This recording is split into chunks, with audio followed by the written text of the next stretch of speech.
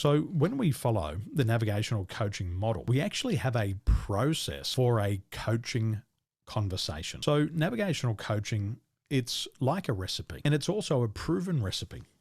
It saves time. It allows the coach to manage or control the process. It provides consistency, and it also yields predictable results. Now that's really, really important. I want you to remember that. It produces consistent results.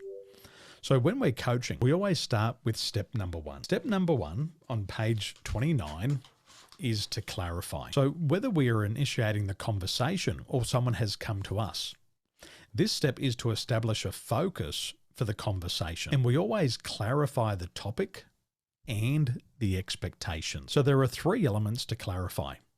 Firstly, we've got to clarify the gap, and you'll see that right there. Now, to clarify the gap, we have to define the end point or goal. That's where the coachee wants to be. And we also have to identify the current situation. That's where they are right now, or where they're starting from. Next, what does the coachee need from this conversation as a takeaway? So for example, you could ask them, as a result of our conversation, what do you need to take away? Where do you need to be at the end of this conversation? We also should ask them, where do you want to start? Where would you like to start this conversation? And so what you're doing is you're giving them a framework for a very focused conversation. You provide the framework, they provide the content.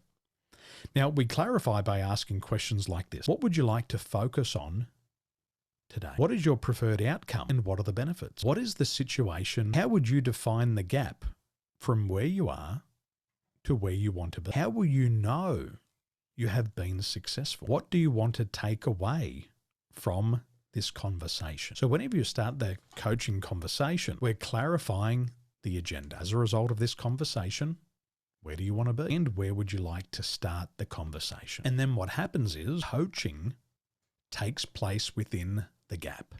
Just remember that. All coaching takes place within the gap. Now, if they come to a coaching conversation and they have no idea where they want to be at the end of the time together, there's no point having a conversation because it's just going to be an endless conversation. Have you had one of those before? Somebody comes to you and they say, can I have a conversation?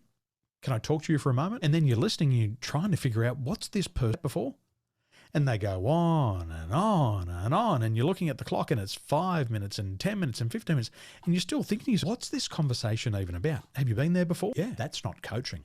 That's just a conversation. So as the leader, as the coach, you always ask them, what would you like to focus on today? Now, if they say, I don't know, that's an excellent thing for you. You say, well, go away, think about it, and then come back and talk to me. When you're clear on what you want to take away, come and talk to me then. Or what's going to happen, you're just going to have a rambling conversation. And at the end of it, you're going to be more confused.